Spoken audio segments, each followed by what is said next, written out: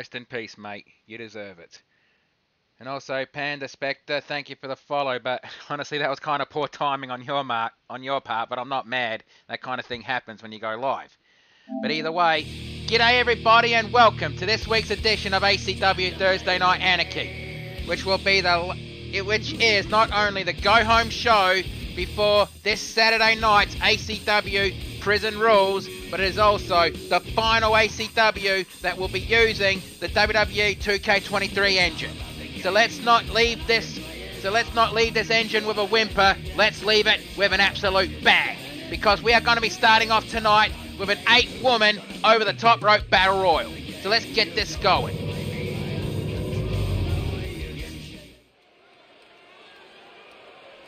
The following contest is scheduled for an 8-woman over the top rope battle royal. Sorry, I kind of threw myself out for a second then. The rules are simple. All 8 women in this match will be starting off in the ring at the same time. Eliminations occur when a superstar is thrown over the top rope and both feet hit the floor. The last superstar remaining will be the winner. And in this match, superstars that are in ACW's Prison Rules will be competing in this match. A lot of the other matches tonight are wrestlers who do not have a match on the card. So introducing first, from the Australian Outback, she is the Outback Brawler, Betty Dundee. As we can see, Betty Dundee looks absolutely ready for this fight. She's going to have to be. Because at Prison Rules, and this will be explained later on, she has a tag team championship opportunity with a tag team partner, Cutie Zawako, as they're going to go up against the subjects for the ACW Women's Tag Team titles.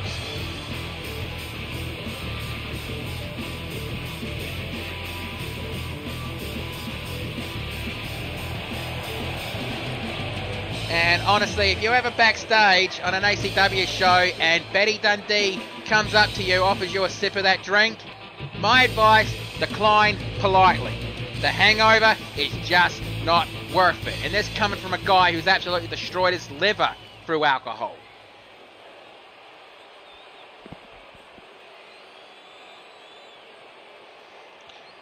And also, Mark or JC, unfortunately, Jim's not going to be able to join. I'm not going to go into why. If you want to join me, for commentary tonight, feel free to jump the rails and join me. And introducing the second competitor in this match, from Stone Mountain, Georgia, this is the Viper. And like I said, every woman in this match, in this particular battle royal, has a match at Prison Rules. Viper here is going to go up against a mystery opponent and the ACW Women's Champion, the Wind Warrior Kaze, for the ACW Women's Championship. More will be explained later on as the show goes on. But anyway, when it comes to the Viper, she's cold, she's calculating, she's vicious, and she is always thinking. Kind of a dangerous opponent to go up against. But for some reason, when she teams up with Poison, she's a completely different creature. I can't explain why. Alright, now introducing the next competitor in this match.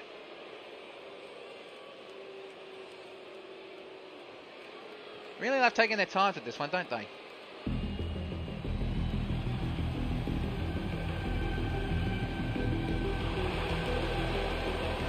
She is from parts unknown, aka she'd tell ya, but she'd have to kill ya. This is the former assassin turned bodyguard, Saber.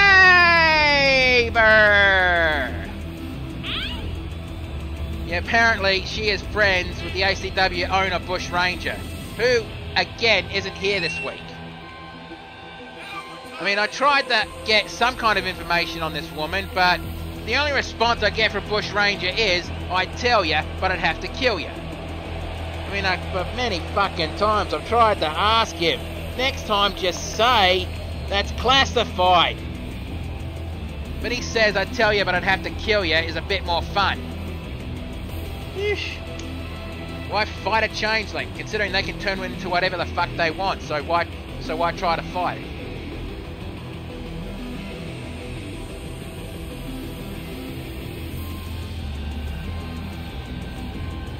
Against Sabre, she can talk, she just chooses not to, and nobody backstage has ever seen the colour of her eyes because she never takes that visor off.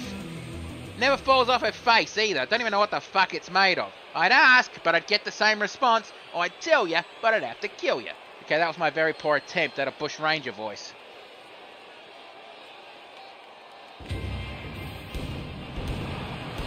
Alright, now introducing the next competitor in this match. Oh, I forgot to say, Sabre is competing in the solitary confinement match. Well, this... Okay, just got thrown off again. And introducing from Nastyville, straight up the road from Nasty Boulevard, she is one half of the Nasty Girls. This is Betty Sags. Yeah, and Nasty Girl Betty Sags. You know, one half of the Nasty Girls, as, well, a certain fox in another wrestling organisation would say, she is nasty, she is disgusting, and he is ashamed to be living in the same city as this woman. Or something like that, I don't know. I kind of phased out after he bloody growled because someone booped his snoot.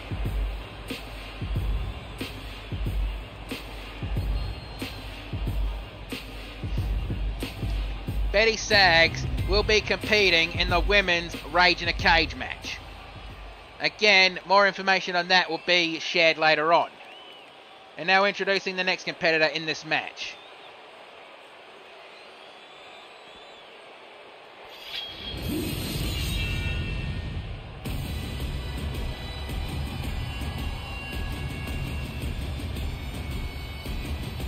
She is from Scotland. She is known as the Scottish Norse. This is Erin McQueen.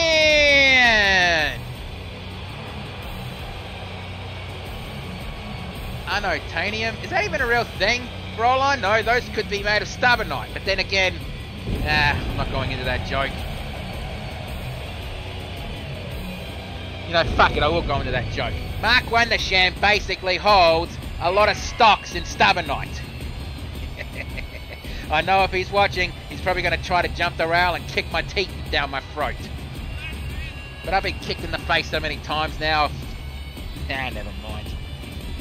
And Erin McQueen will be competing in the women's Rage in a Cage match, the opposite team of Betty Sags.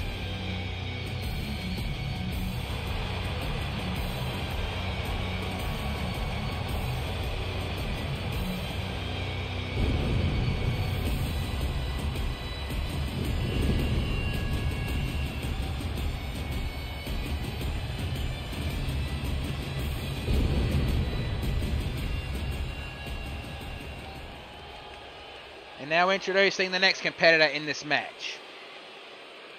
I've lost count on the competitors that are in this match, so I guess when the match starts we'll know that's all 8.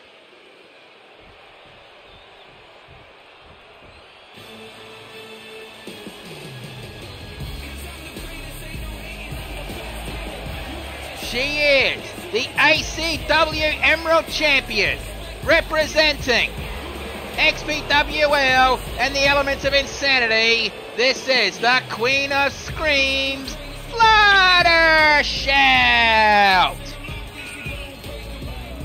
Yeah, Fluttershout will be defending that championship at ACW Prison Rules up against, well, the hero of Rhyme City, Pokemon Girl. And I think both competitors will be looking forward to that match.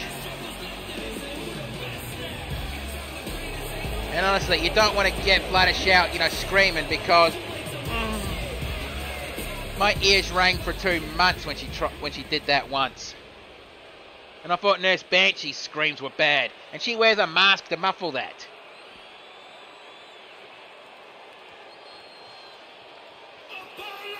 And now introducing the next competitor in this match.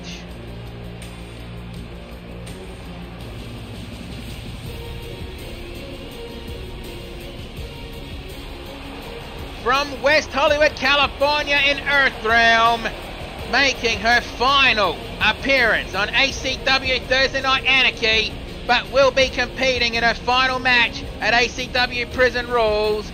This is Commander Cassie Cage.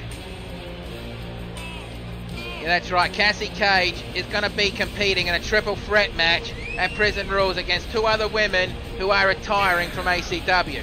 That's Brianni Del Rey and the leader of the band, Dusty Notes. I mean, it's going to be sad to see all three of them go, but, well, we do want to wish them well in their future endeavours. Maybe one day they'll come back. Maybe. But no guarantee.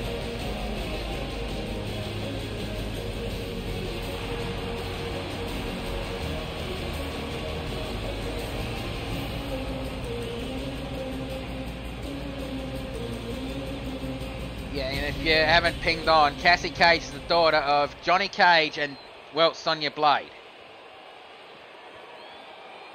And now introducing the next competitor in this match. Maybe she's the last competitor. I don't know. I've lost count. Oh, yes, I believe this is the last competitor. She is from Tokyo, Japan. Representing the Elemental Warriors, this is the Fire Warrior, Hono! And that's right, Hono. In case you can't tell from her gear, this is the older sister of the current ACW Women's Champion, the Wind Warrior Kaze.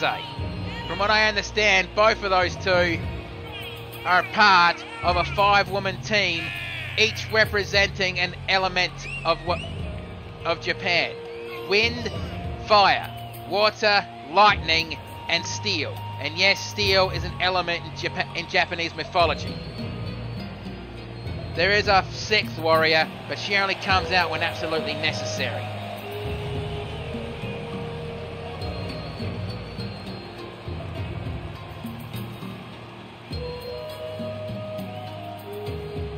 And Hono will be competing in the women's Rage in a Cage match. Again, more information on that will be shared later on, well, probably when the show goes, just before the show finishes.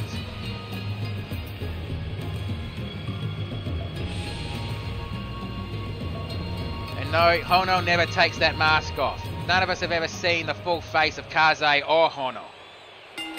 And there goes the bell, and I have to apologise. I should have done this during the 5-minute countdown, but I have to go use the announcer's room, so I will be right back.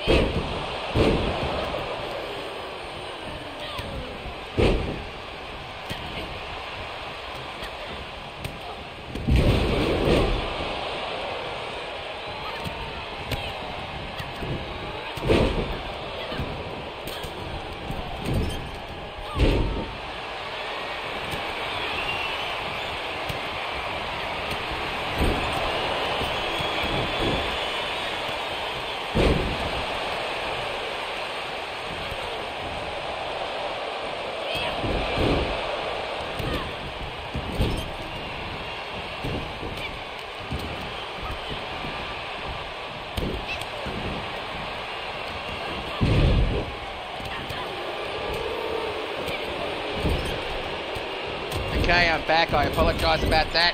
Hopefully that will be the only time I go to the commentator's room. Or announcer's room, whatever the fuck. But never mind, getting back into it, and I see no one's been eliminated in this match. Sabre and Betty Dundee are down on the ground. I honestly hope the last two are not Betty Dundee and Betty Sags, because that would be a commentary bloody commitment I would not want. I mean, probably we'd send that match to XPWL for the next pay-per-view event. You know, just to see the head explode of Mark Wondersham or something like that. I don't know.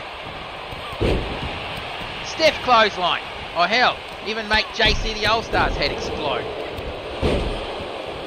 But he'll probably think he's got a lot more pressing issues this Saturday night at Prison Rules. Again, more will be explained later. And Cassie Cage in the corner, but Sabre decides she's not going to try to eliminate her. And, oh, Sabre over the top rope, but Sabre saved herself from elimination. And Betty sags. Fuck! I am probably never going to hear the end of that. With a GTS. Well, Death Valley driver into a GTS. And, oh, that almost looked like a Dr. Teeth, but she ran into Sabre. And, oh, another one of those DVDs into a GTS. DVD GTS. Get me straight. Over the shoulder and Claymore on Fluttershout. And, oh, Betty Dundee has been eliminated. Hip toss takedown. And Betty Dundee does not look happy about it. Side slam. And Cassie Cage over the top rope. And Viper, well, no, Cassie saved herself from elimination. And Betty over the top rope, but, well, Hono copped a stiff clothesline from Sabre. Punch to the side of the head, punch to the side of the head, punch to the side of the head. And Viper has been eliminated. A kick to the midsection and back elbow strike. Backbreaker. Fluttershout over the top rope and Fluttershout has been eliminated. And Fluttershout does not look happy about that. I think she was about to scream at the Spanish announce team. But those poor bastards already go through enough. And Cassie over the top rope. Elbow strike, elbow strike. And another elbow strike, forcing her back. Elbow strike. Kick to the midsection. And, well, Hono over the top rope, but saves herself from elimination.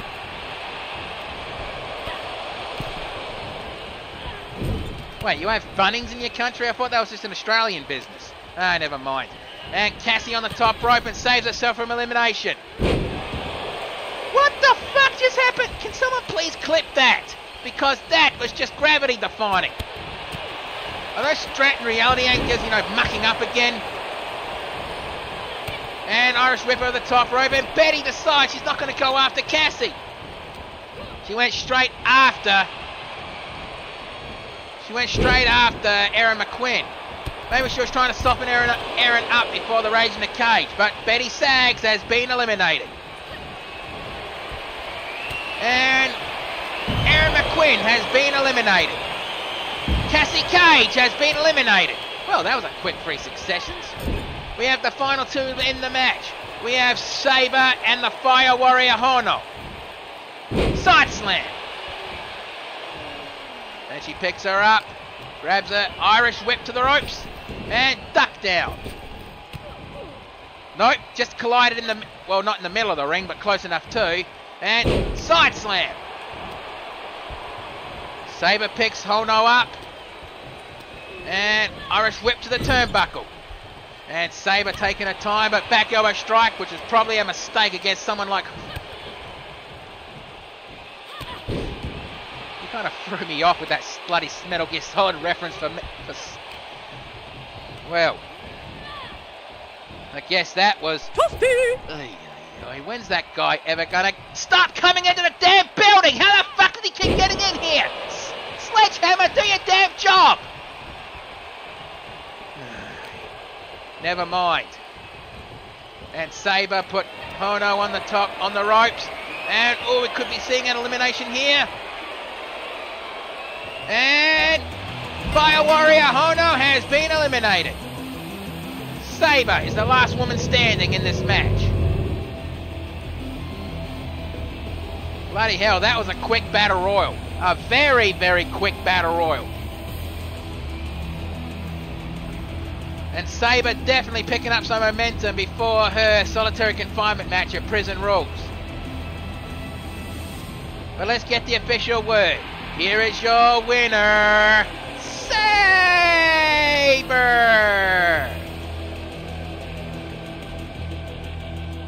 and Sabre showing very little emotion. Even if you can't see her eyes, we can see she's not showing any sign of emotion whatsoever. Okay, got to cover that up because, well, I have to do a quick adjustment because I just realised I mucked something up here. So please listen to a word from our sponsor, Doctor. Buy our shit. And yes, I will, during the hiatus, make some fake ads to cover up what I'm doing.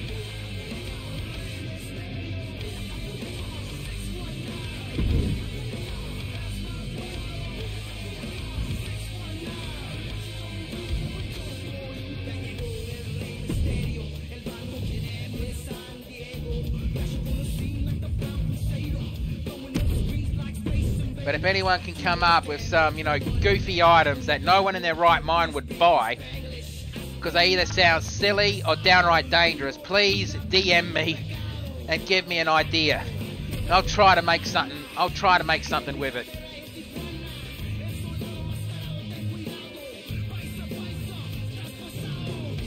Come on, come on. Why is it taking forever? Come on.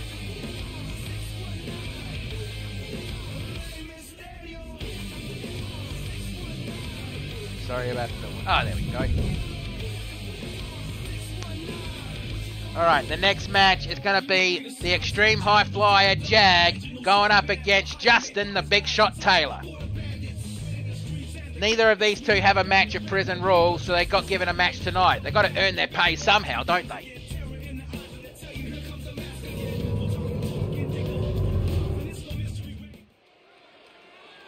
The following contest is scheduled for one fall. Introducing first,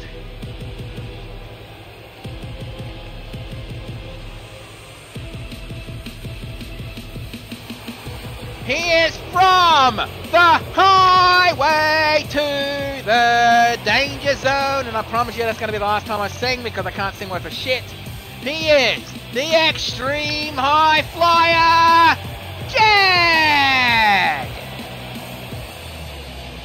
Yeah, you may not see him fly around the ring much, but he's basically called himself the Extreme High Flyer because, well, before he joined ACW, he was in the Air Force flying F-18 jets. Now, I know you're thinking, I'm not going to do that whole routine again, but I know you're thinking, if he flew F-18s, then why does he have an F-14 on his t-shirt like that? Well, his answer is, he thinks the design of the F-14s are a lot better than the F-18s. And who wants to try to argue the point with an Air Force pilot? And maybe one day, if ACW gets popular enough, I might try to make some of the shirts that you see here and sell them off. Maybe, if I ever get popular enough. And now, introducing his opponent. He is from Yonkers, New York. This is just representing Breakdown. This is Justin, the Big Shot Taylor.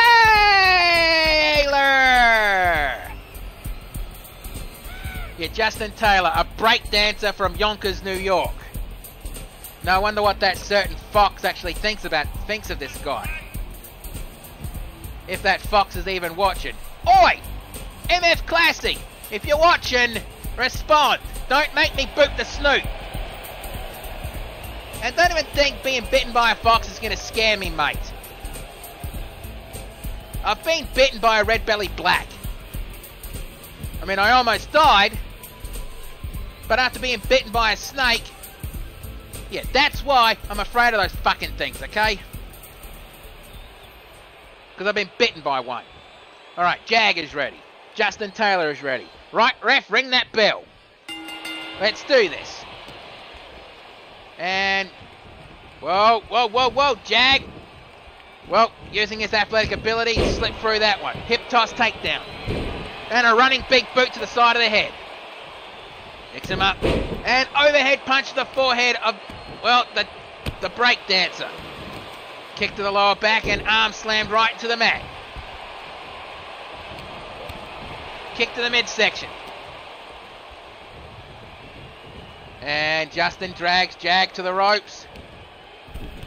And, well, Taylor messing with the arm of the Extreme High Flyer. Probably not the proper protocol because you want to aim for his legs. Take away his high flying abilities. Well, that's what I would have done. And drags his arm. Overhead punch. And a kick to the ankle. And, well, body splash, but missed. And attempting a Hurricanrana, but got caught. And a gut wrench power bomb. And Justin Taylor with a leg DDT on the leg of the Extreme High Flyer Jag. I guess he heard me. Go for the legs. And another leg DDT. And now he's gone for the pinfall. One. Kick out on one. Well, place your bets. Who do you think's going to win this match? Yeah, I know I got sent a link about, bets on Twitch and how to incorporate them. But I will try to do something like that when ACW returns for 2K24. But right now, just phantom place your bets. Who do you think's going to win this match? Is it going to be the Extreme High Flyer Jag, or is it going to be Justin the Big Shot Taylor? You make the call. And kicks off. And blocked a punch and a punch to the side of the head. And whoa, and whoa, bloody hell. Just hit him with an Emerald Fusion. And Irish whip to the turnbuckles. And Jag putting Justin Taylor on the top rope. And an elbow to the side of the head. Almost making him lose balance. Whoa, Jag, whoa, Jag. No, you wouldn't. Spanish fly from the top rope. Oi. Now you see why we say he's from the danger zone. And now Jag going back to the top rope. And he's motioning for Justin Taylor to get up onto his feet. And Taylor just slowly getting up. And a missile drop kick. And Jag not going for the pinfall. That's going to be a mistake. And there's your mistake. And there's your reason for the mistake. Elbow shot. And drop kick to the side of the head. Jag back up into his feet. And, well, just nailed him with the Lufez press. And dragon screw leg whip. And Justin Taylor dragging Jag away from the ropes, but Jag gets up. A jawbreaker. And Jag got up quickly. Bloody hell. Irish whip to the ropes. Duck down. And flapjack. Well, he didn't go for the leapfrog or another duck down or whatever. And again, Justin Taylor dragging Jag away from the ropes. And again, Jag gets up as he got moved.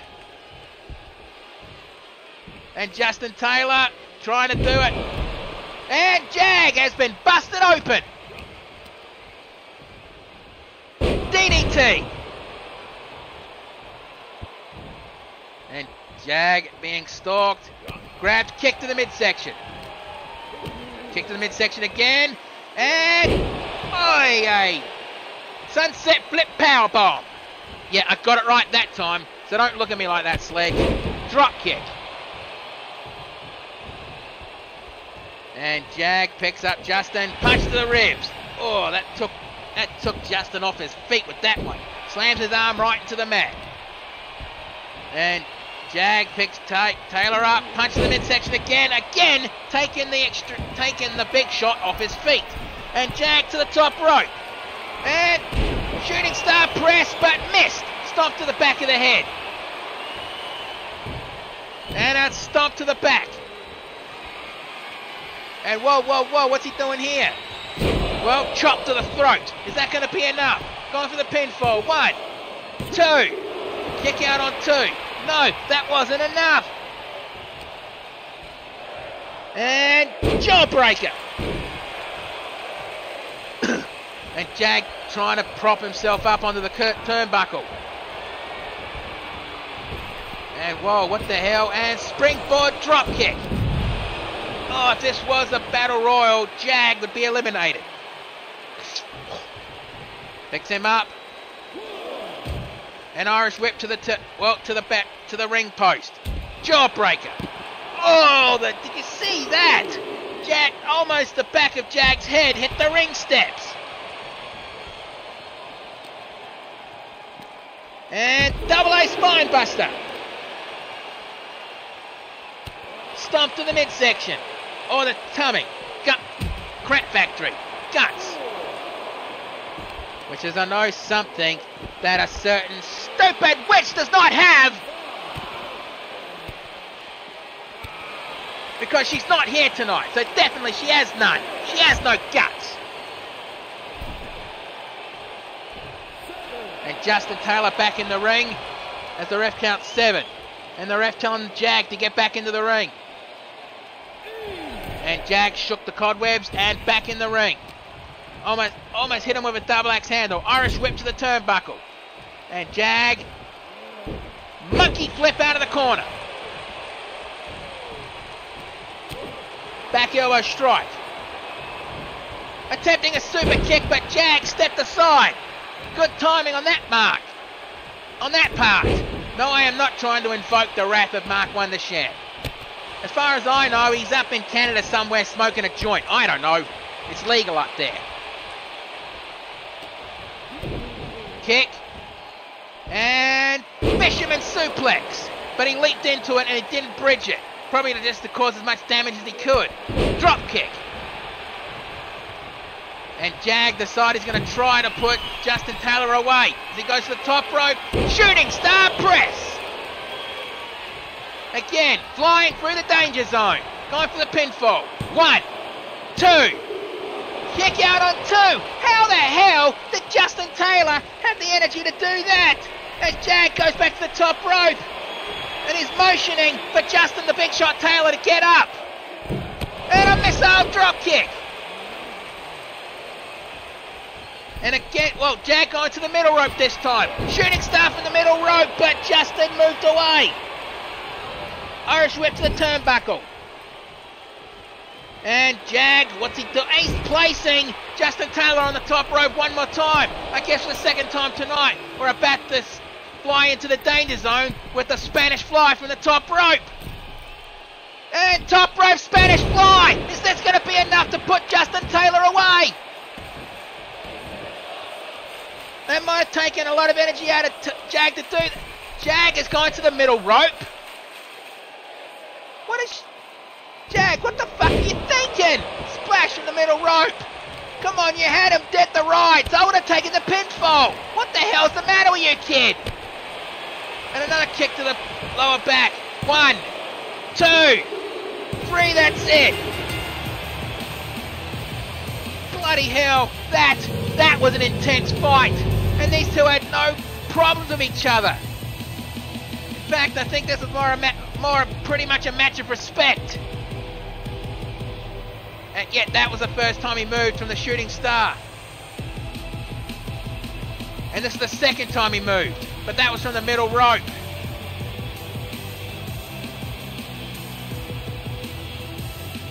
But let's get the official word.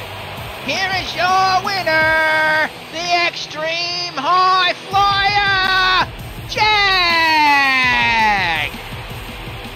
Whew, bloody hell, I need a drink after that. This is just the second match.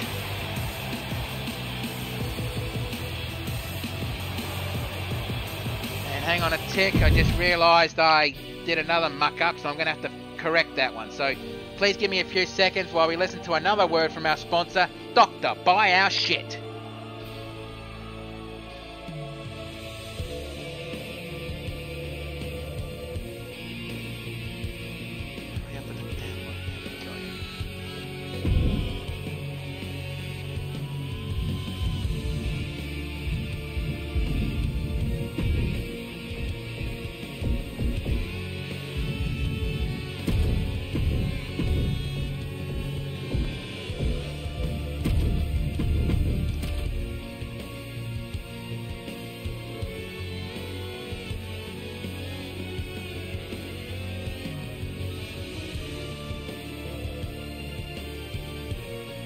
Loading screens, they're better than 24. Loading screens, they fucking suck in this one. Alright, now we're in for the next contest, which is going to be a hoss fight between two of the biggest women we have on the ACW roster. That is Chaos from Chroma City going up against a woman from the Equestrian Wastelands, the hired gun Silverstorm.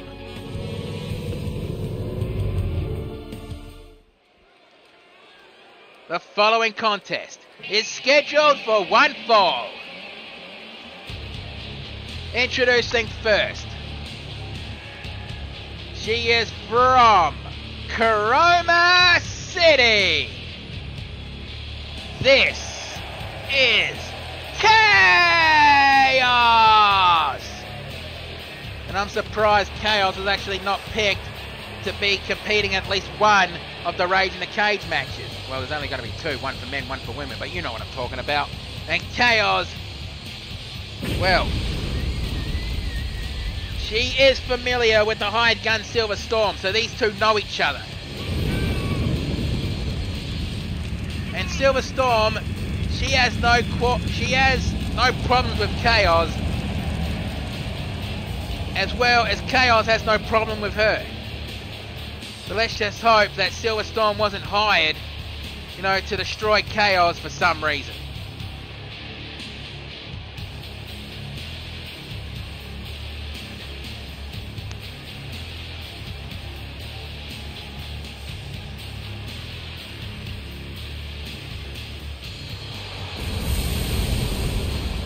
And if you want to learn more about Chaos, you're probably better off asking Mark Wondersham, who I know is too chicken shit to be here tonight, but never mind.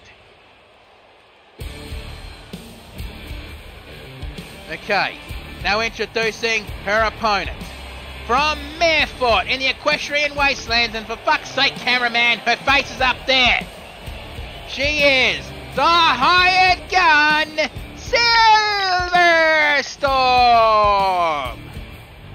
If you are unfamiliar with Silverstorm, read the fanfiction Fallout Equestria Heroes. You'd understand that she has a robotic arm and a robotic leg, and the eye that's covered by the patch is also robotic. She just wears it as a self-form of punishment. And no, I'm not going to go into why, because she won't talk about it. Again, read the bloody fan fiction. Alright, Chaos is ready. Silverstorm is ready. Right, ref, ring that bell. Let's do this. And Chaos grabs and snap suplex, which would have taken a bit more strength considering how heavy Silverstorm would be, considering all that robotic equipment would weigh her down a bit more. And try to go for mounted punches, but Silverstorm covered up. Elbow strike. Another elbow strike. Punch, punch. Punch, punch, kick. Punch, punch, kick.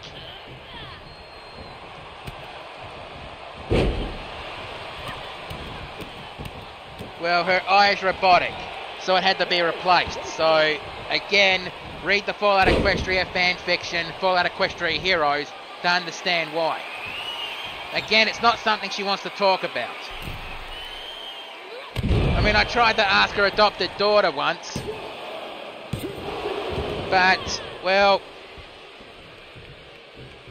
just one dirty look from Silverstorm basically told her, don't you dare tell him anything. And she's one of the kindest bloody kids out there. I mean, hell, I pretty much saw her and Jazz, you know, playing about.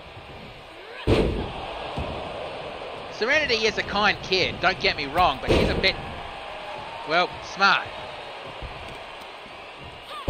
And slams down into the mat. Punch to the side of the head, and a body slam!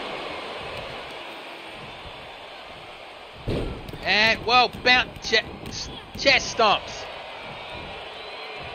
And Silverstorm picks Chaos up. And going for an abdominal stretch. How's the weather out there? Abdominal. Sorry, had to. Hip toss takedown. Stomp on the robotic arm. I think all she's going to do is just mess around with the electronics. And a shoulder separator.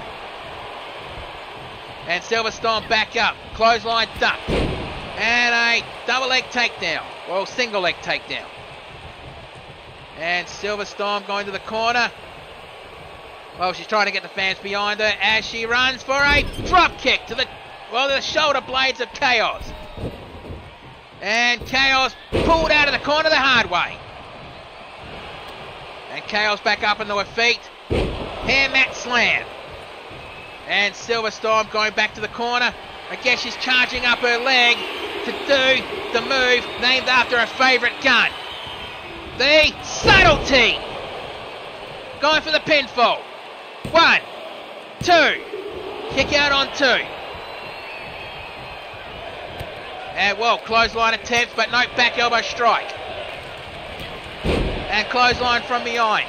Well, another thing about Silverstorm is she's actually a couple of cans short of a six-pack. She's not very intelligent, but bugger me dead, she's one hell of a strategist.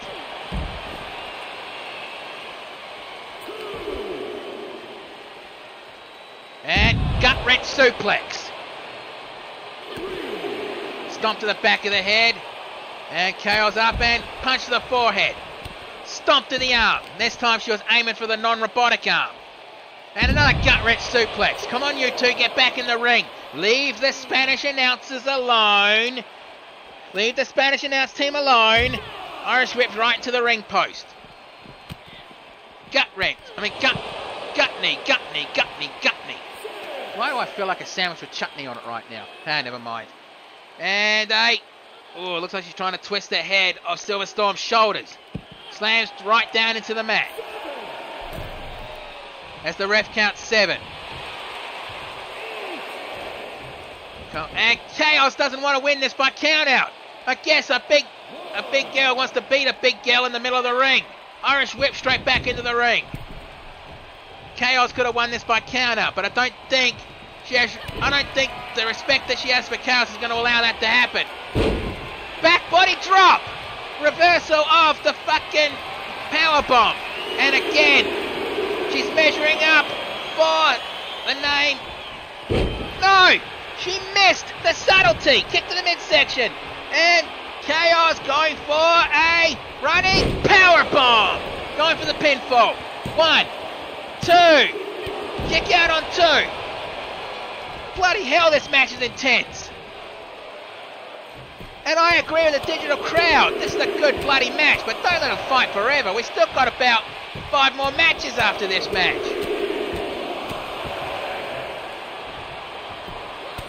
And again, she's going for those mounted punches. I think she's deliberately aiming for the eye that's not covered. Going for the pinfall. 1, 2. Kick out on 2. And Chaos can't believe that Silverstorm had the energy to kick out of that. And Silverstorm rolls out of the ring while Chaos goes to the top rope. And elbow drop, aiming for the back of Silverstorm. And no, Silverstorm reversed into an arm drag slam. Well, an arm wrench slam. And Irish whip straight back into the ring. Followed quickly by Silverstorm. A wild stomp, missed that one, and nope. Attempted punch. No, punch back. I think Chaos was going for an arm drag, but Silverstorm reversed it. Big boot from the seat position. And choke slam into a backbreaker. And Silverstorm dragging Chaos away from the ropes. Dropping down for a pinfall. 1, 2, 3, that's it. Bloody hell, that was a hell of a match. You can't deny that. That was a hell of a match. Man, I hope these two shake hands either in the ring or backstage, because bloody hell, these two deserve a standing ovation for that performance. As we look at the replays, this match could have gone either way. But it was at this moment Silverstorm knew she put Chaos away with the 1, 2, 3. Let's get the official word. Here is your winner, the hired gun, Silverstorm.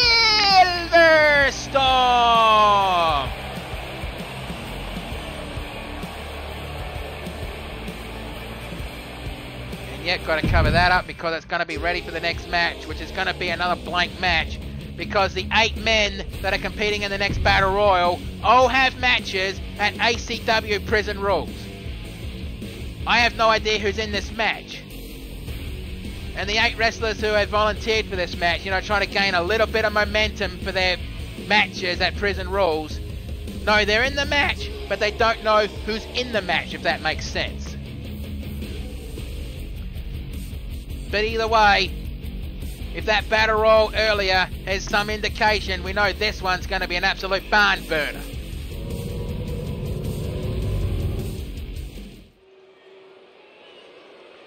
Oh, shit. I almost fucked up. The following contest is an 8-man over-the-top rope Battle Royal. The rules are simple. All 8 men start in the ring at the same time. Eliminations occur when a superstar is thrown over the top rope and both feet hit the floor. Last superstar remaining is the victor. Introducing first, from the Motor City, Detroit, Michigan, this is the truck driver of ACW, Big Rig Dawson! Yeah, and Dawson here is going to be competing in the men's Rage in a Cage match. Again, more information is going to be put on that one, but everyone knows that I'm team captain for one of those teams, and I did not, nor will I ever, pick Big Rig Dawson. Put it that way. He's a prick.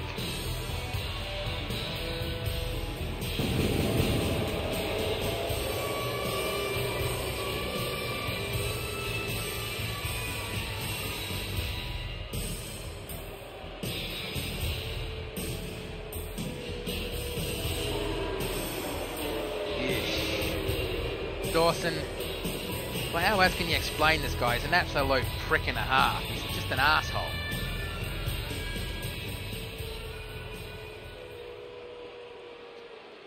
And now introducing the second competitor in this match.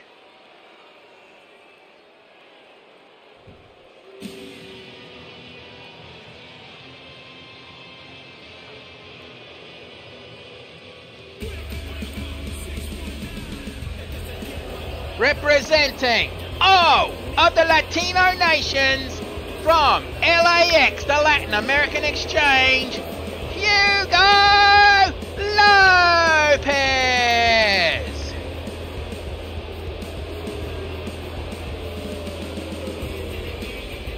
And Hugo Lopez is competing in the men's solitary confinement match.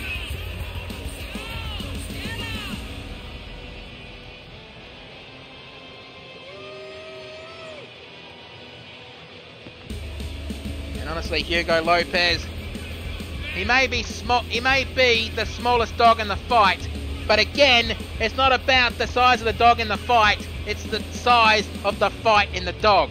And honestly, I've fought against guys smaller than me, and bloody hell, they are absolute madmen. So I learned, because of those, never to underestimate anyone smaller than me, or overestimate anyone taller than me. Basically, just don't underestimate your opponents whatsoever. And now introducing the next competitor in this match.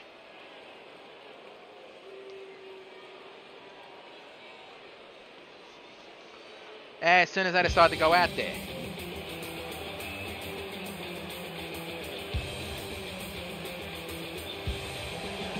From Alaska, making his final appearance at ACW Thursday Night Anarchy, this is the legendary super soldier, Solid Snake! And it's honestly going to be sad to no longer see that as he pushes the button to unleash the C4. Now Solid Snake will be competing at ACW Prison Rules in his final match at ACW as he goes up against another man who's having his final match in ACW, Frank Castle, the Punisher. Now again, we would like to wish those two luck in their future endeavours. But considering what those two do outside of the wrestling industry, luck is everything they're going to need. Especially Frank Castle.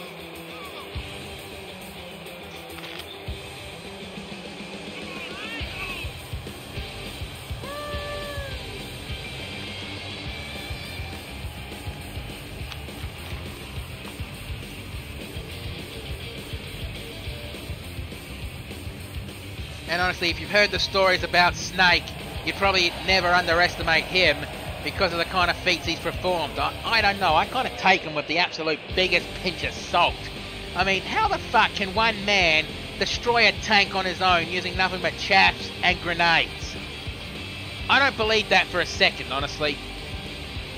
But what can you do?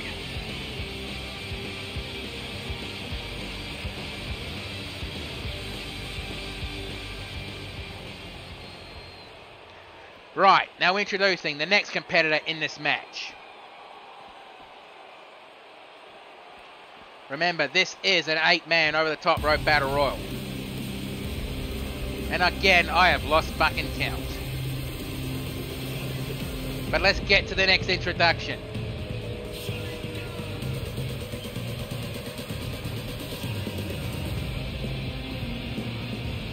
Okay. Nice view of the crowd and the red smoke. I think I know who this is. Introducing from the Apocalypse, from the Armageddon. I apologise. He is the post-apocalyptic bounty hunter. This is the Wastelander. Yeah, in Wastelander's match at ACW Prison Rules, he is going up against, well, the Loaded Firearms with his tag team partner Luke Hazard. They are going to go for the ACW Tag Team Championships inside of the, Hell in a Cell match. So the brutality all four of those men are going to be going through is going to be downright unthinkable.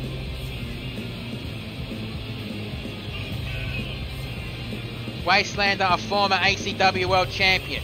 I mean, last year he took the championship off Stone Cold True Blue, injuring him in the process, and basically went on a 2-month tear as champion, constantly defending the title. And when Blue came back, he actually said to Wastelander, "You owe me a rematch, I want it." And Wastelander said back to him, "You want it, you got it. Under my rules." But Stone Cold True Blue took the title back in the Wasteland Rules, which is basically a no-rules Iron Man match.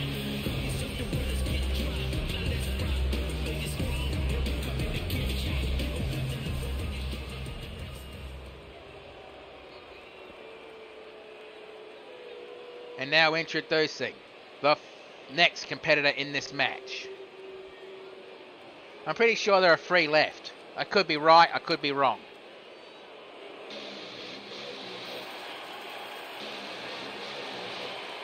Alright, introducing the next competitor in this match. From the Ashura Horizons, representing the Pyromancers, the Scouts of Fate, and the XPWL. He is one half of the XPWL Tag Team Champions and your current ACW Intercontinental Champion. This is JC, the All-Star. And JC, I have no idea why he volunteered for this match, considering he's going to need all the energy he gets because he is going up against the made man Tony Maroney inside the Death Chamber match. What is the Death Chamber match, I hear you ask? Well, it's basically a match inside of a cage where the only way to win is submissions only. So basically, 2 men enter, 1 man walks out. And he's going to be defending that championship against Tony Maroney, a guy who's been fucking really headstrong about walking away with any kind of championship in ACW right now. I mean, he was a former world champion, but I cashed in on him when I won the Breaking the Bank case a couple of years ago. He's not angry at me because of that. He actually respects me for it. But I don't know if he respects JC. Nor do I think JC respects Tony Maroney. But I hope JC actually got some kind of hints and tips on how to survive the Death Chamber match from his tag team partner who competed in the first ever Death Chamber match against his opponent, funny enough.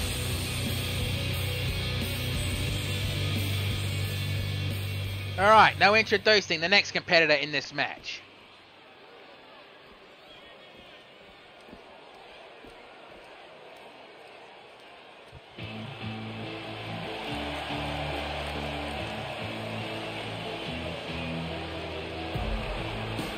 from the realm of shadows, representing XPWL, this is the Inverted Shadow! Yes, and Shadow is going to be competing in the men's solitary confinement match, where basically, if you win that match, you get a championship opportunity of your choice when ACW relaunches after our hiatus, and ACW Thunder from Down Under. But what championship will he go for? I mean, the only championship he needs in ACW to call himself a Grand Slammer is the ACW! We changed our name last year. Why did I say that? ACW Super Heavyweight Championship. Currently held by, well, the mad Scotsman Barney McFarlane. Oh, wait, sorry, I apologise. The Drunken Scottish Brawler. Now, I know JC is familiar with Shadow. In fact, those two are commentators at XPWL shows. But those two have to do something while XPWL's on a hiatus, like ACW is about to be. Alright, now introducing the next competitor in this match. And I have to say... Introducing from Italy, which is very unusual because his opponent is in this match. He is the made man, Tony Maroney!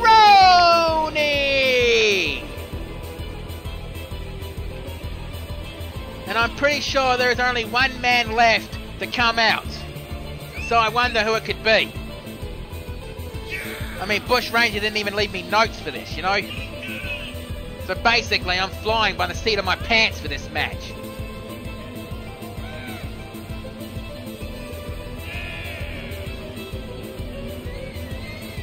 And Tony's basically saying to the crowd, I'm going to be Intercontinental Champion, so forget about it. Yeah, that was a very poor attempt at an Italian accent, and I'm pretty sure any Italian who heard me say that would probably slap the taste out of my mouth. But then they'd probably slap the taste out of my mouth for even considering putting pineapple on pizza. And before you even start that in the chat, Australians are used to that kind of thing. Sweet with their stuff. So do not harp on me about pineapple on pizza, okay? Because we put pineapple and beetroot on our burgers. Alright, so do not harp at me about that. Thank you. But I have to say, I will be right back.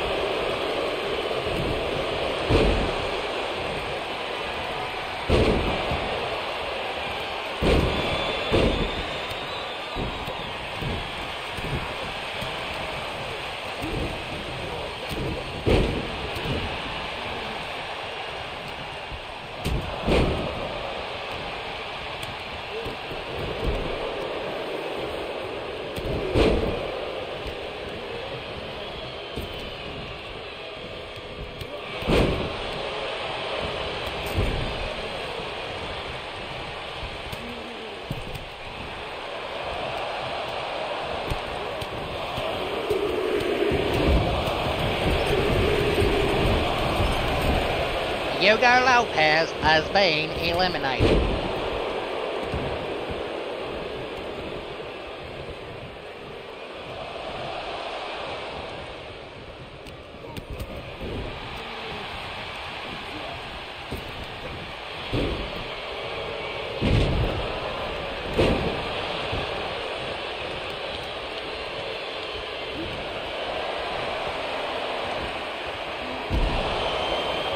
Big Ray Dawson has been eliminated.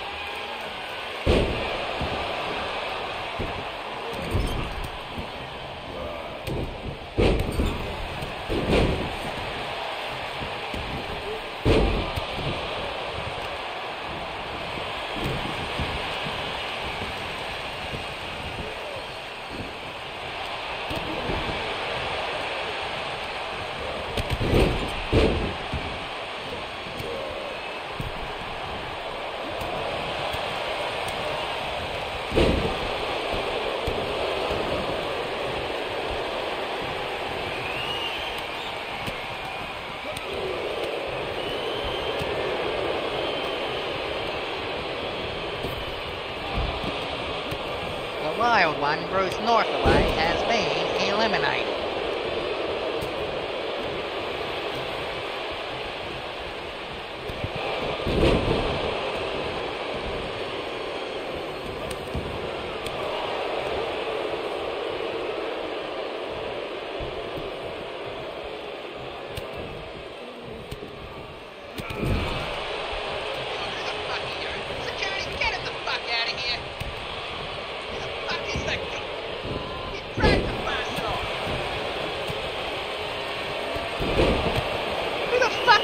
Guy at the commentary table. Oh, for God's sake, Sledge, you're being a bit lax. You know that right now, right? Either way, back to my normal job. And let me see JC's lying on the ground. And well, Mark's here, and I'm already at the table, you wally. And Tony Maroney with a chop block on Snake as Wastelander picks JC up with the twisting Death Valley driver. And when it comes to the Wastelander's case, it definitely is Death Valley. And Shadow grabs, well, Wastelander and is going to try to eliminate him. And I thought Tony Maroney looked like he was about to help him, but hits Snake with the Mafia Cutter instead. And hits the Mafia Cutter on JC out of nowhere. And again, for fuck's sake, JC, is your skin made of paper or something? I swear, every match you're in, you bleed. I swear your skin is made of paper. And the inverted shadow, looks like he's on the verge, and yes, the inverted shadow has been eliminated. Tony Maroney picks up Snake, and dragging Snake to the ropes. Taking a few steps back, and no, his own momentum got him guillotined on the top rope. And both JC and, well, no longer JC, but Tony Maroney underneath the bottom rope trying to catch a breather. And the rose plant. I honestly hate that bloody move, but what can you do? Kick, core, and kick to the back of the knee. And headbutt.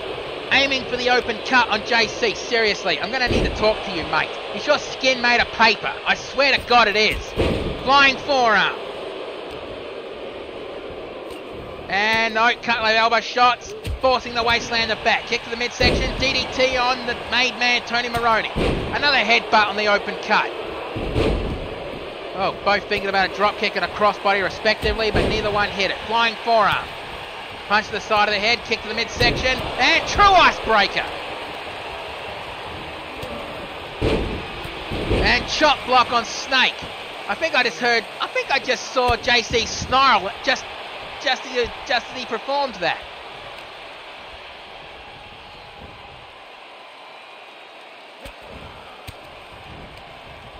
But either way, a few elbow shots and forcing him back.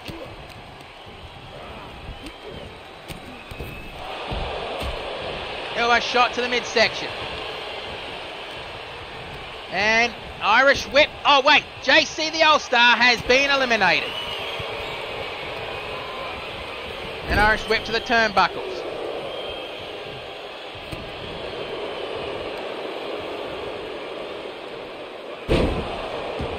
And Death Valley Driver, I believe. Sorry, my focus was diverted for a little second there. Doesn't really matter. Back elbow strike, over the head punch. And a neck breaker. Punch to the side of the head, and a Bubba Bomb! Forget about it! And now he's measuring Snake up. Looks like he's going to try to hit the Mafia Cutter. And no, Snakes aren't coming. Over the head elbow strike. And well, to the ropes, to the other side, and crossbody. Place your bets, people. Who's going to win this match out of these three? Is it going to be the made man, Tony Maroney? Is it going to be the post-apocalyptic bounty hunter, the Wastelander? Or the legendary super soldier, Solid Snake? Competing in his last match in ACW. And a knee separator, followed by another knee separator. And Snake back up onto his feet, trying to do a drop kick. But no, Wastelander caught him, and dragging Snake to the ropes. And looks like the Wastelander is going to try to eliminate Snake, and yes, Solid Snake has been eliminated. So now we're down to the final two, the made man Tony Maroney and the Wastelander. Both with championship opportunities at ACW Prison Rules. Now honestly, Mark, JC, Jim, or whoever, if you can join me on commentary for that night, feel free. Oh, and the made man Tony Maroney has been eliminated. So Wastelander building himself some momentum into ACW Prison Rules. And that's pretty much half our show done. And we've still got 4 matches to go. But let's get the official word. Here is your winner, the post-apocalyptic bounty hunter, the Wastelander! And Wastelander definitely celebrating his victory. And in all honesty, he should be celebrating because that was a hell of a show. Hang on, I just need to throw this up because the next match is blank.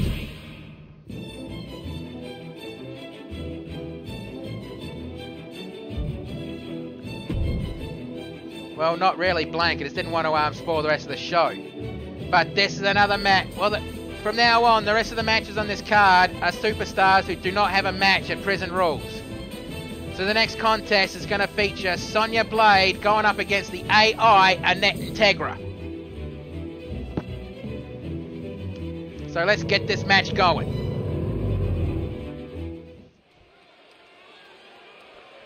The following contest is scheduled for one fall.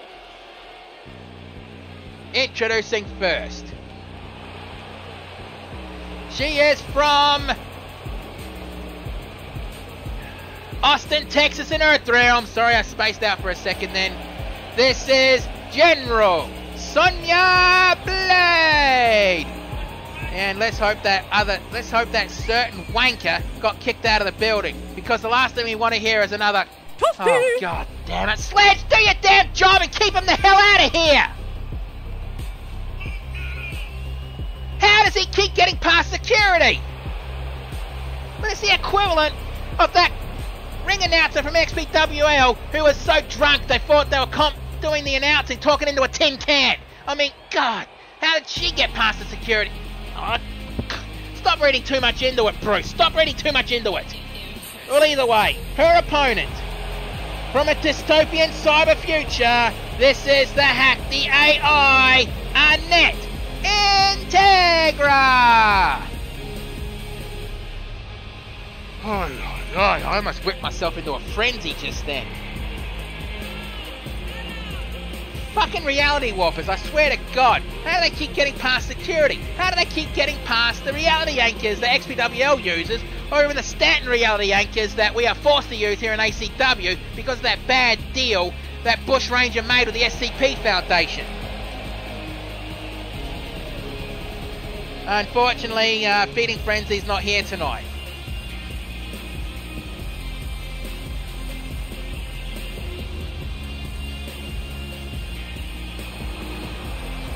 Oh, I saw what you did there. Whipping myself into a frenzy so you show one of Frenzy's logos. Yeah, I see what you did there.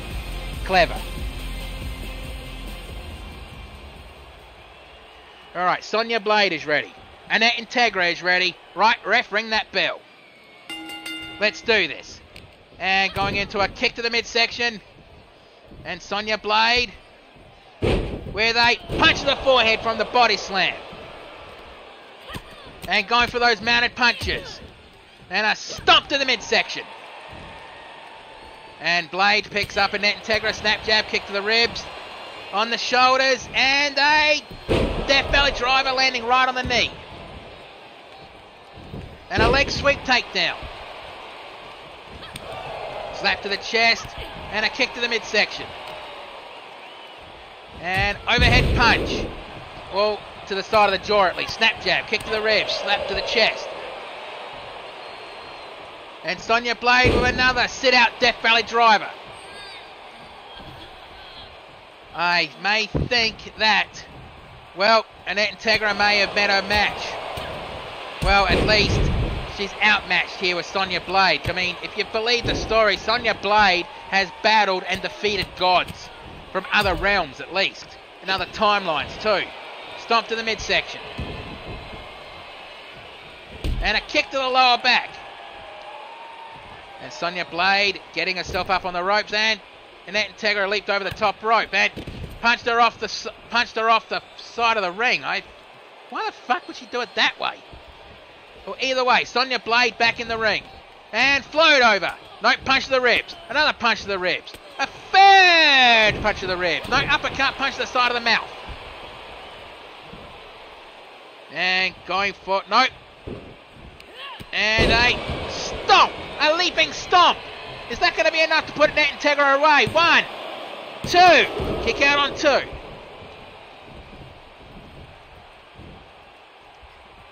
Picks her up. Punch to the side of the head. And down goes Annette Integra like a sack of bricks. 1, 2. Rope break. Wait on. She's not even near... She's not even grabbing the ropes. How's she... Hackers, I swear to God, fucking hackers. And the heart punch.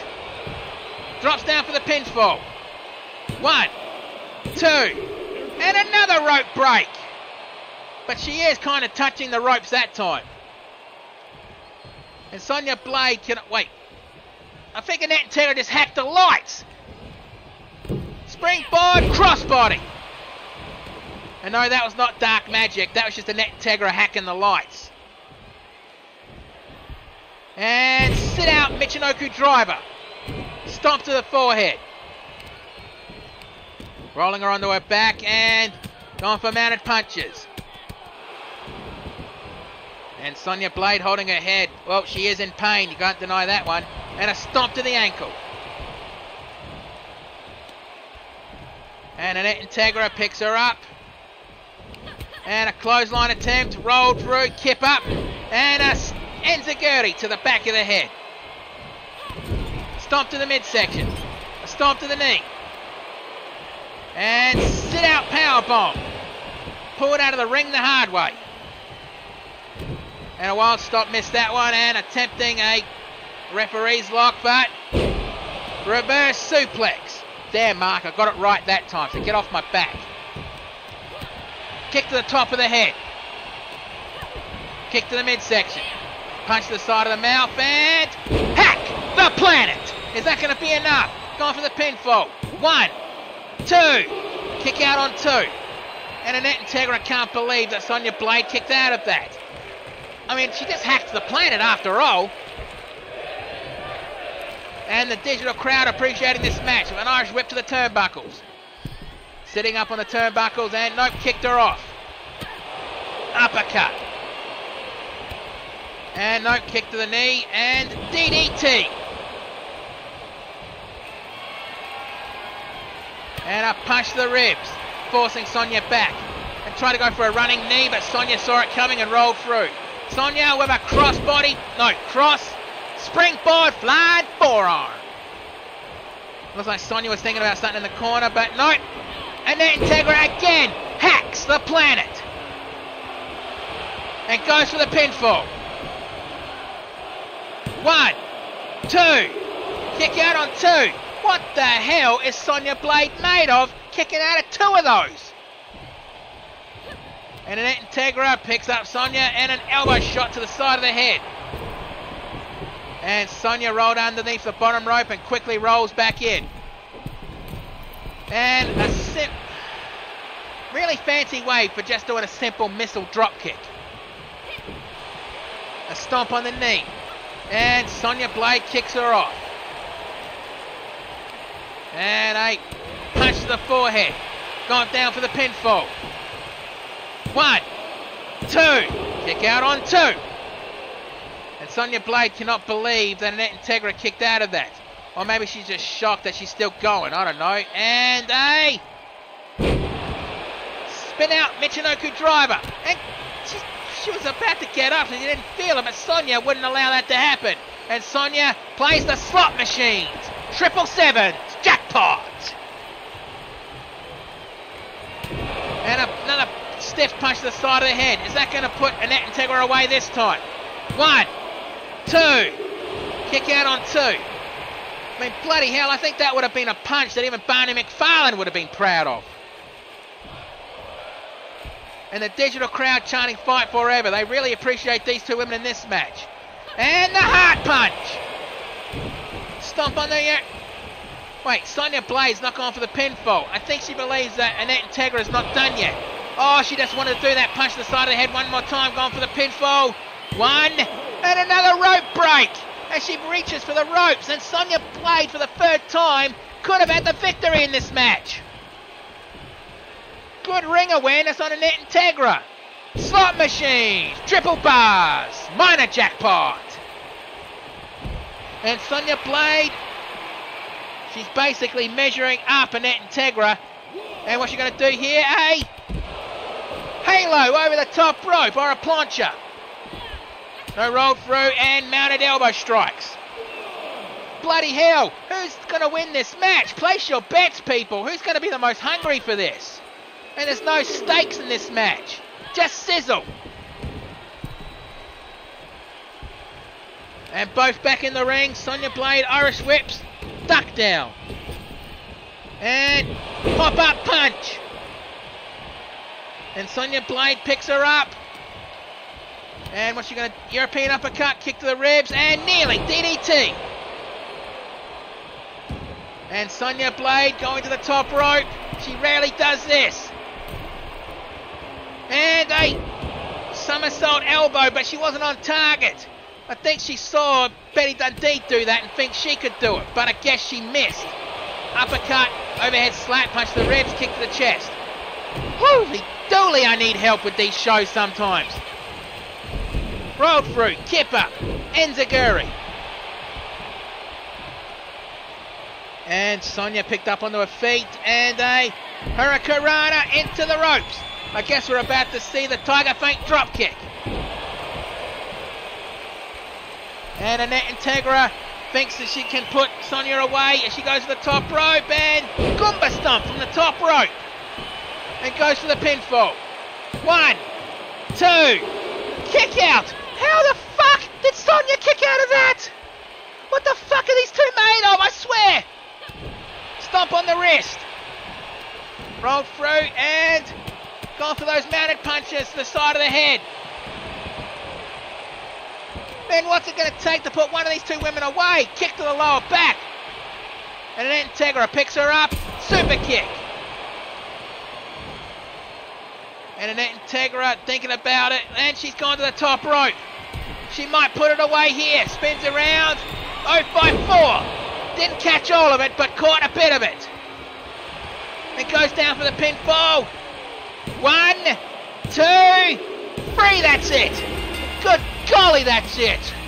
Oh, hooly dooly, what a match. What a bloody match. And seeing the replays, this match could have gone either way. And Sonya took 2 of those moves and still kicked out. The heart punch. Now her mistake was not going for the pinfall right there. The kind of mistakes that she tries to tell her daughter not to do. But either way, let's get the official word. Here is your winner, the AI Annette Integra.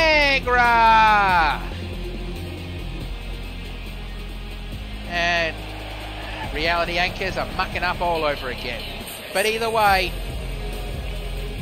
what a match. And there's still 3 matches left to go. Whoops, wrong title card. I apologise for that one, wrong title card. Not ready for that one just yet. Bloody loading screens. At least they're a lot better in the next match. In the next game, I meant. And the following contest is a Singapore cane match. Basically, the only weapons available to these two underneath the ring are kendo sticks, aka Singapore canes.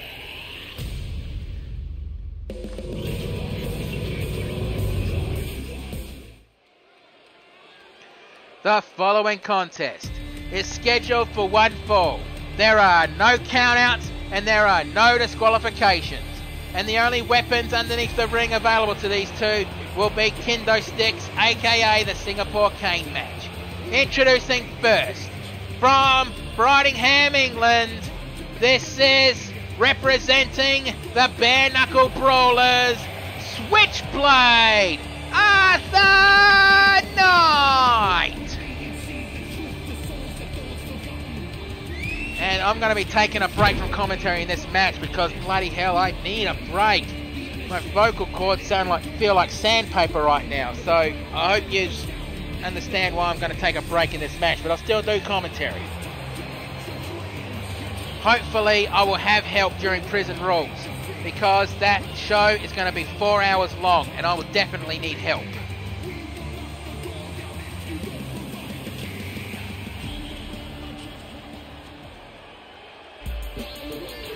And now introducing his opponent. Representing Breakdown, this is Alcatraz. Oh wait, I forgot to say, he's from San Francisco, California. Yes, the tag team partner of Justin the Big Shot Taylor from Yonkers, New York. Honestly, you expect those two to hate each other considering East and West aspects. But those two are actually good friends. So it proves not all East and West rivalries are actually, bloodthirsty. But I'm not going to go into that and I'm not going to get political. Either way, I think this is going to be a brutal fight.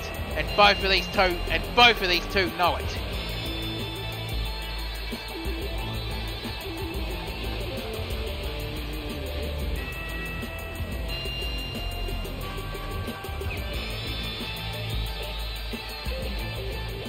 Alright. Arthur Knight is ready. Alcatraz is ready. Right, ref, ring that bell. Let's do this and I will join you for commentary when this match is done. I hope you understand why I need to take a break.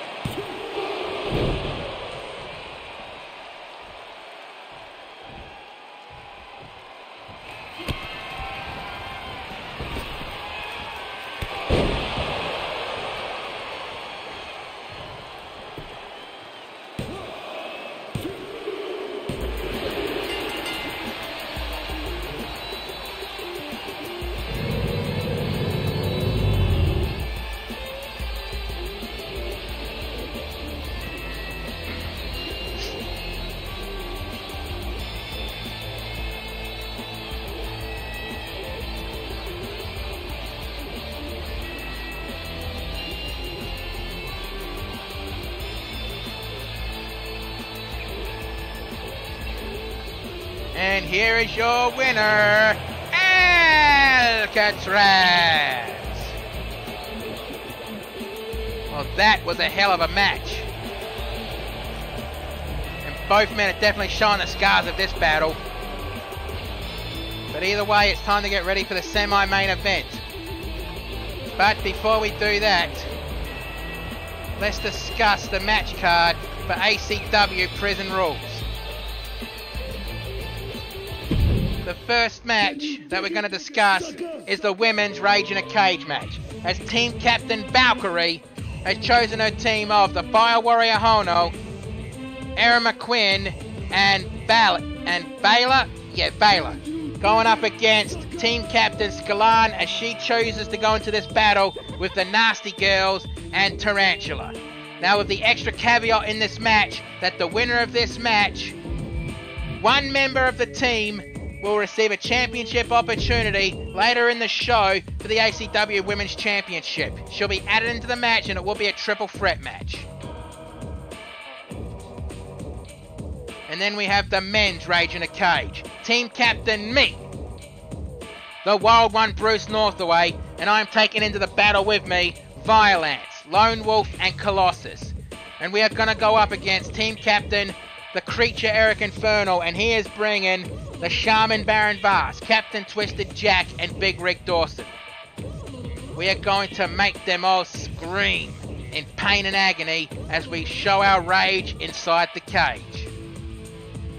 And then the women's solitary confinement match, where the winner of this match will go on to ACW Thunder from Down Under when our hiatus is over, and get a championship opportunity at any championship they choose. In this match, we have the Silent Dark Warrior Oni, the Huntress Queen Tigressa, Neko Dark, the Rocker Melissa Ewing, Saber, and the leader of the PWO, Sunset Shimmer.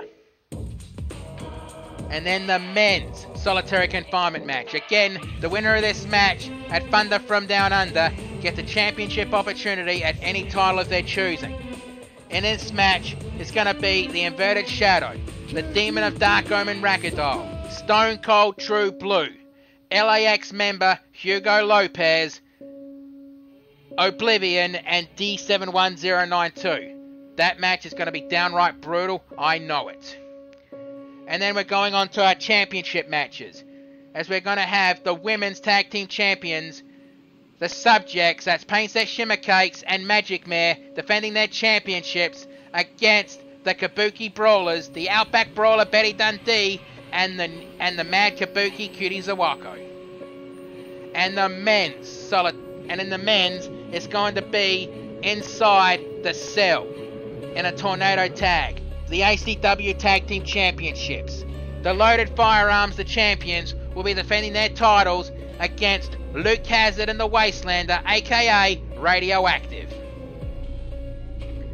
And for the ACW Emerald Championship, we're going to have Pokemon Girl trying to take the Emerald Championship, her first opportunity at this championship, up against the current champion, the Queen of Screams, Fluttershout. And then we have LAX member Antonio Ortiz going one-on-one against the ACW Super Heavyweight Champion, Barney McFarlane.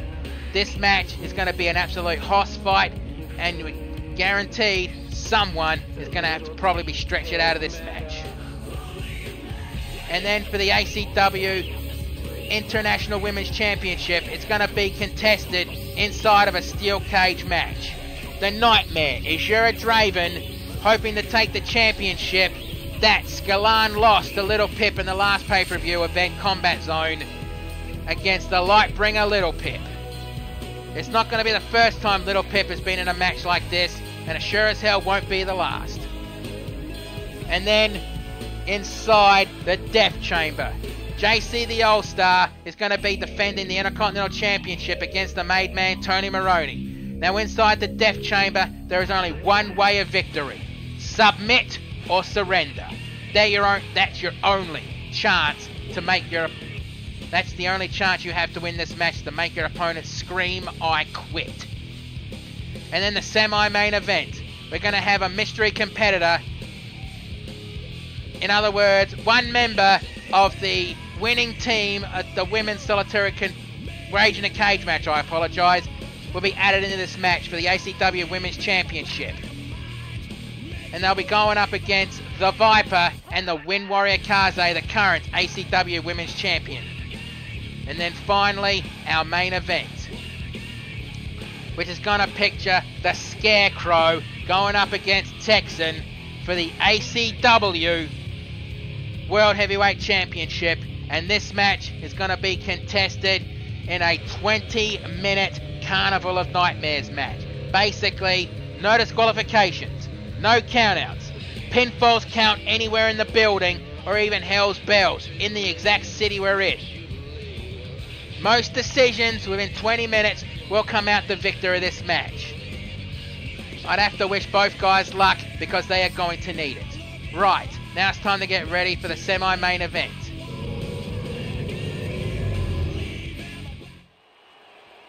The following contest is your semi-main event of the evening. It is scheduled for one fall.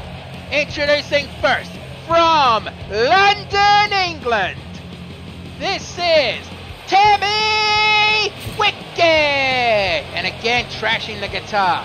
Oh, I'm probably believing right now, somewhere, somehow, guitarists from around the world, or even JC the All-Star is crying out in pain and have no idea why. And honestly, Tammy Wicked's hair, I swear that hair should be registered as a lethal weapon.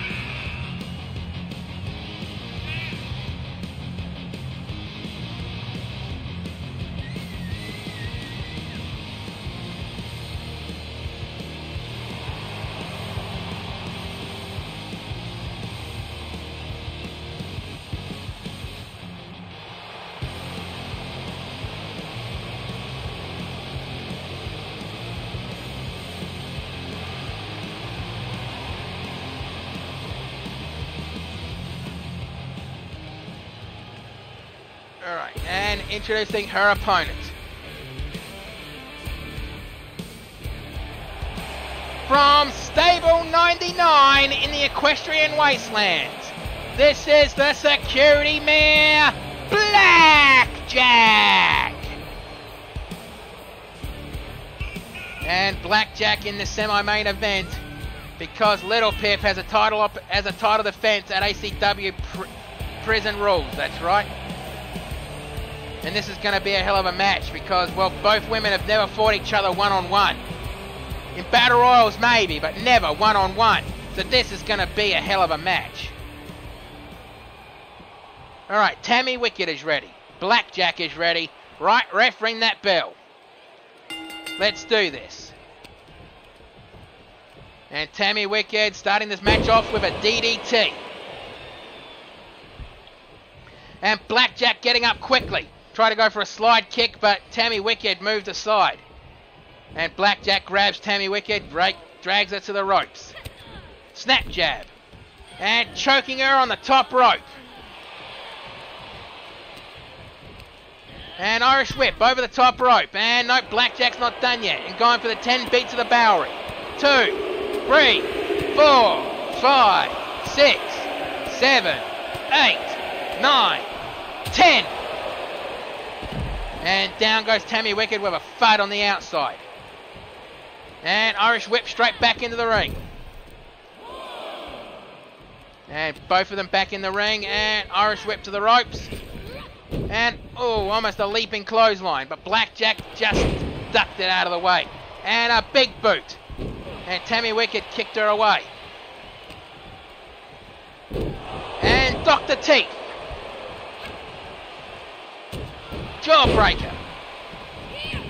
An overhead punch attempt, nope, and Tammy Wicked with a double underhook German suplex, bridging it. 1, kick out on 1.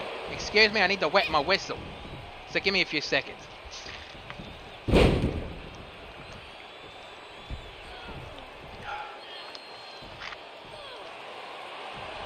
Pardon me.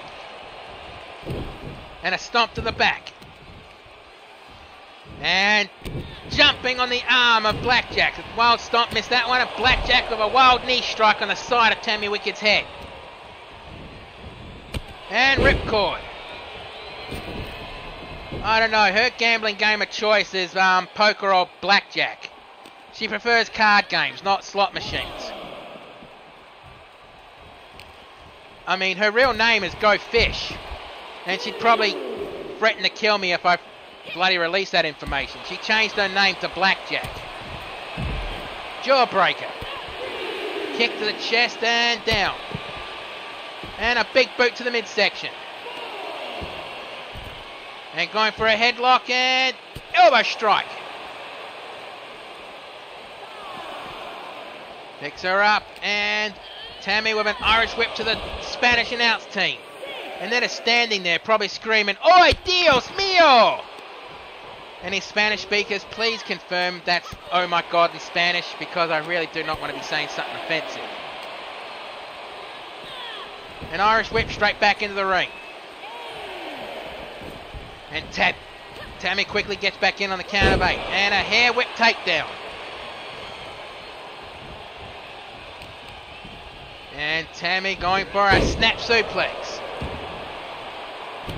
Stomp to the forehead. And a knee strike to the side of the head. And stomp. Elbow drop. Bloody hell, I'm surprised that she was able to pull that off considering Blackjack had her legs trapped. Irish whip to the turnbuckles.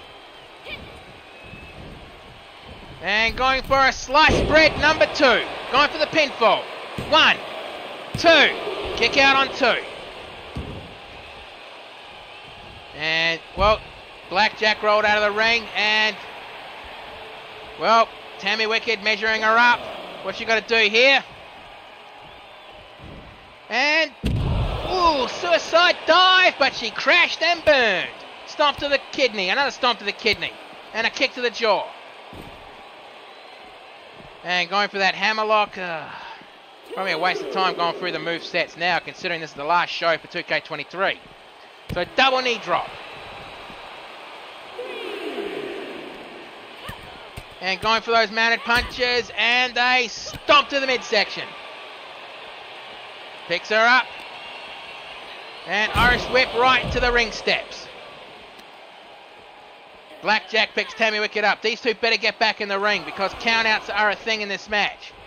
Blackjack gets back in, does a taunt as Tammy Wicked gets in. Springboard clothesline. And picks her up and a capture knee strike to the side of the head. And Blackjack Irish whips Tammy Wicked to the ropes. And a hip toss. And a headbutt to the chest. Kick to the midsection. Kick caught, spun her around. Elbow strike. Club to the back. Another club to the back. Spins her around, kick to the midsection. DDT. And going for the pinfall. 1, 2. Kick out on 2. Man, I'm surprised Blackjack was able to pull that one off. But Blackjack goes to the top rope. And splash from the top rope to the floor of the apron. Now, at Prison Rules, there's got to be no ring mats. It's going to be concrete floors. Elbow strike to the side of the head. And Blackjack picks Tammy Wicked up. Irish whip right back into the ring. And Tammy Wicked being measured up on as Blackjack trying to go for that combination. Anti-up, she calls it. But clothesline, another clothesline. Kick caught and roundhouse kick. And a kick to the chest. Tammy Wicked picks her up. And knee strike. And Blackjack still up on her feet, which I'm surprised at. Dr. Teeth. Now she's down on the ground. But Tammy Wicked picks her up. Discus elbow, but Blackjack blocked it. And a double underhook suplex. And Blackjack measuring her up. And again, she was going for anti-up, but again, Tammy Wicked reversed it into a back suplex. Revert. And a kick caught and a kick to the thigh. And Blackjack with a double underhook suplex. Some people call that the butterfly. Some people call that the double chicken wing. I just prefer to call it a double underhook. Slap to the chest, and nope, ducked aside. Jawbreaker. And down goes Blackjack. And Tammy Wicked picks her up. And a kick to the midsection. Face buster. And Blackjack trying to pick herself up. But to the outside of the ropes. And Tammy's stalking. And whoa, what's Tammy doing here? And whoa, is she DDT on the hardest part of the ring apron. Well, at least she's not like Violence, where she did a pile driver from that, because that would pretty much destroy Blackjack at this tick. Elbow shot to the top of the head. And a combination, going for a submission combination. But it doesn't matter if Blackjack submits out there. The decisions have to be in the ring in this match. Tammy picks her up. Irish whip straight back into the ring. And Tammy quickly gets back in and measuring up Blackjack. Hoping to put her away right now. Kick to the midsection. And a Fisherman's DDT, I guess. But a rope break. Ref called rope break. And Tammy cannot believe that. But Tammy goes to the top rope. And stage dive.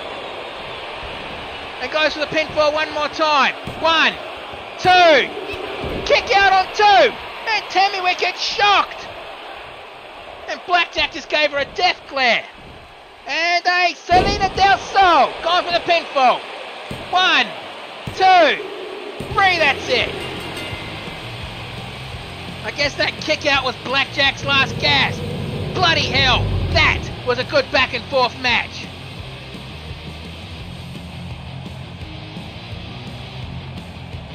And there was that DDT and the stage dive.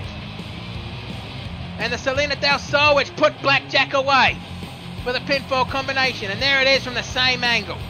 Cameraman, get better camera angles. I mean, it's a good thing that Bush Ranger is invested in a drone that I get to control sometimes in matches. But I'm going to have to learn to fly that fucking thing. But either way, let's get the official word. Here is your winner, Tammy Wicked! And Tammy Wicked with momentum going into 2K24. And now it's time to get... Shit. Wrong one. Shit. Hang on. Yeah, that's the one. Yeah, I should get rid of that now because I don't need to bring that up again. So, remove. While the next match loads up. Which is your main event of the evening. And it is going to be... the Serpent Super Freak, Tonga Tua, going up against the Messiah of the Powerbomb, Alexander Hoffman. Now let's get this match going because this match is going to be downright brutal. What the fuck? Hang on. Something mucked up here. Let me try to fix this. Be right back. Just listen to a word from our sponsor, Dr. Buy Our Shit. The entrance. What the hell? Why the hell? Alright, let's try this again. Take 2. Action. And our next contest is the main event of the evening, and it's going to feature the Serpent Super Freak Tonga Tua going up against the Messiah of the Powerbomb, Alexander Hoffman. Did anybody else get a sense of deja vu just then? Or is it just me? I don't know. Either way, this match is going to be downright brutal. The following contest is your main event of the evening. It is scheduled for 1 fall.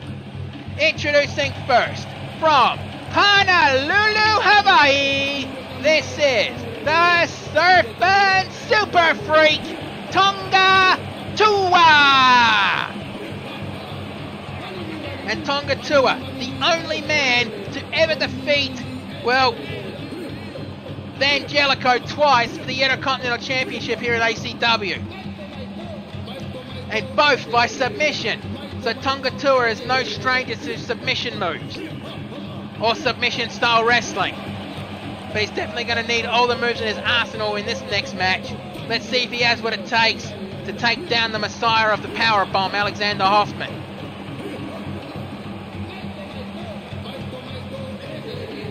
And you can tell Tonga Tua is popular here with this digital crowd. Right, and now introducing his opponent.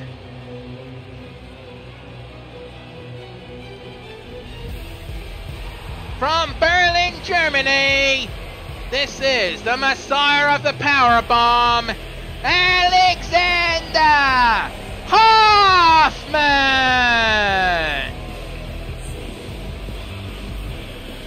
And Alexander Hoffman really is going to have a hell of a time in this contest. Because Surfing Super Freak Tonga Tua is no pushover. Like I said, the first and only man to defeat Angelico twice for the ACW Intercontinental Championship. I mean, I think Tonga Tua has the number of Angelico.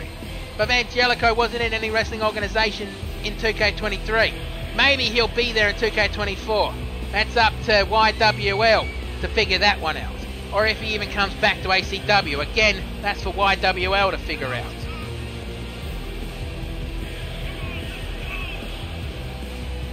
And as the music you hear states, Alexander Hoffman is an away a ring general. To him, the mat of the ring is sacred and gimmicked matches are beneath him. He just prefers straight one-on-one. Leading a group in YWL called Sovereignty. Jim, if you're watching, did I say that right? Either way, I'm not going to even attempt to say the names of the two guys in there. I mean, there's no word on whether the Sovereignty will be joining ACW or not. But either way, it's time to get ready for the main event. Hoffman is ready. Tonga Tua is ready, right, refereeing the bell. Let's do it, and I apologise again. I have to go use the announcer's room. I will be right back.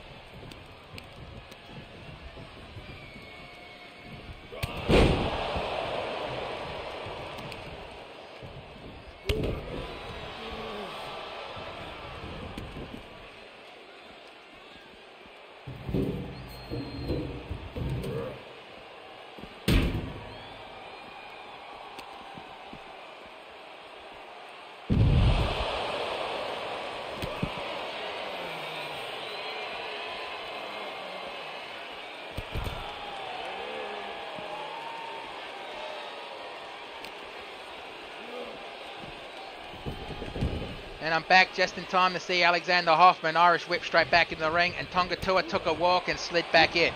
Probably a mistake, because Hoffman will take every opportunity he can. And, oh, a beat to the chest. What would you rather be hit in the chest with, a frying pan or one of Alexander Hoffman's chops? I think I'd rather be hit with a frying pan, because Hoffman's chops are absolutely life-altering, just like Gunther from the WWE. And honestly, Gunther, congratulations on your 666-day reign as Intercontinental Champion. It's too bad it had to get cut off that quickly on a near 2-year run. Slap to the chest.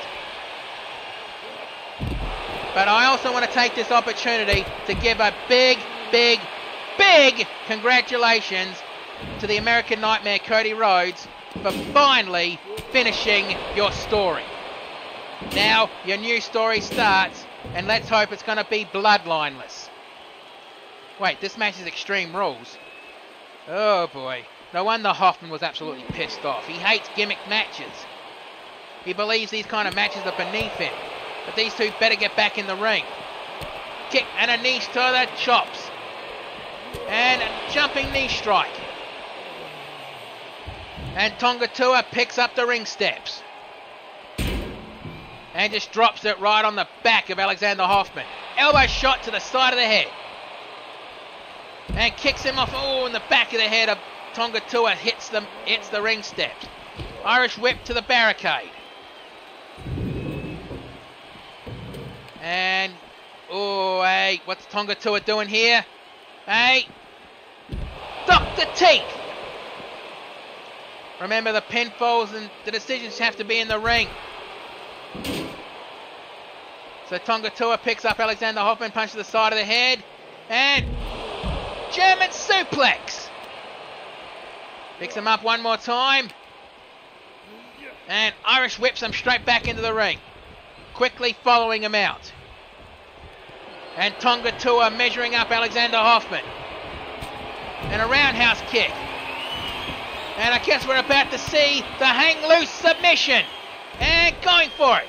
But there are no rope breaks in this match, so Hoffman can reach for that bottom rope all he wants. It's not going to break it. Is he going to make Hoffman tap, snap, or nap? And no, Hoffman breaks out of it with a couple of punches at the top of the head. Maybe he's trying to brush the paint off Tonga Tua's face. And a kick to the midsection. And Hoffman with a power bomb. Going for the pinfall. 1, 2. Kick out on 2. And Hoffman's surprised that Tonga Tua was able to get up from that. And with a shoulder tackle taken, Tonga Tua off the ring apron. And uncharacteristically, Alexander Hoffman gone for a weapon. But, well, Tonga Tua made him drop it, picked him up and cracked him in the forehead with the kendo stick. And for those things who have never been hit by one of those things, and honestly hope you never do, those things are made of bamboo. They don't tickle, they sting like a bitch. And they leave an absolute welt on your back that you're going to be feeling for a week.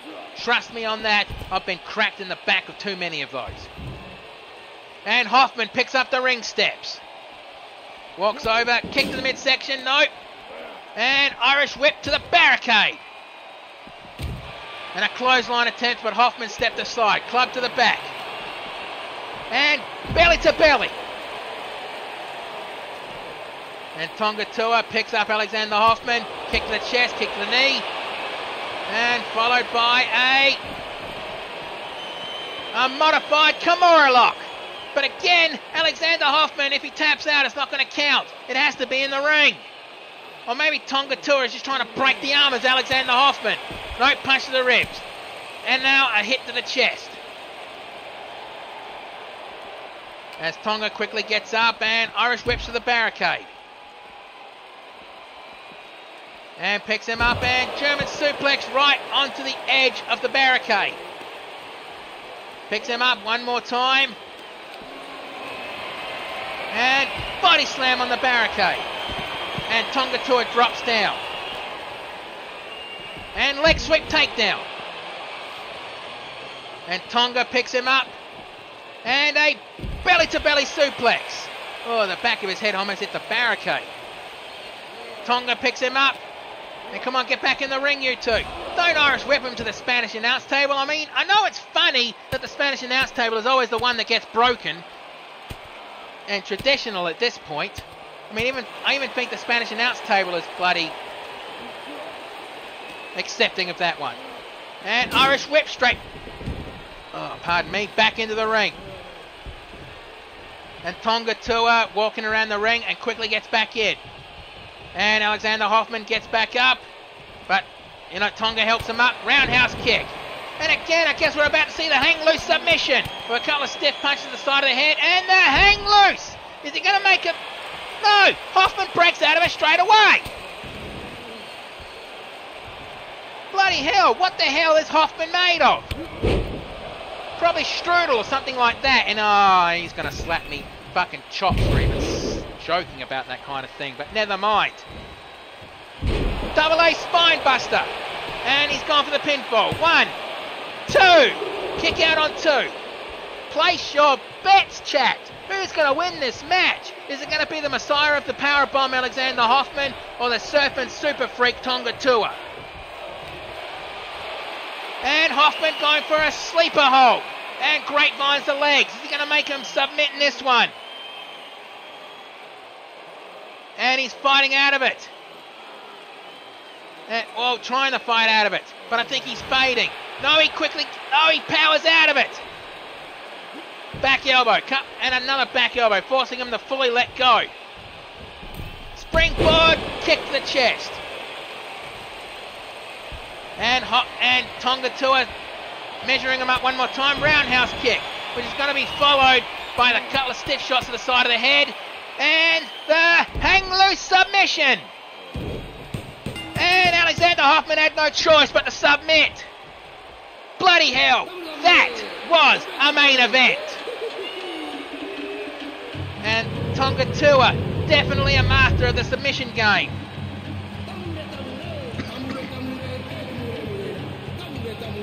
And I think this is the one that ended the match. Hoffman had no choice but to submit here if he wanted to continue in 2K24. But either way, let's get the official word. Here is your winner, the Surfing Super Freak, Tonga Tua. Well, that is our match. That is our show for tonight. But because this is the last show for 2K23, I will not be going through who's injured or who's coming off the injury list. There's no point to it this time.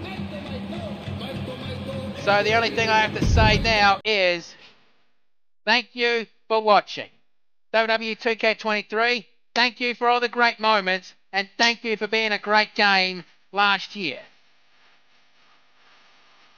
And 2K Games, continue to making 2K24 better and hopefully create an even better 2K25.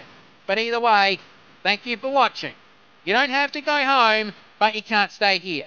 Have yourselves a good one and be safe in the world no matter where you happen to be. Right, I need a drink after all that. Bloody hell.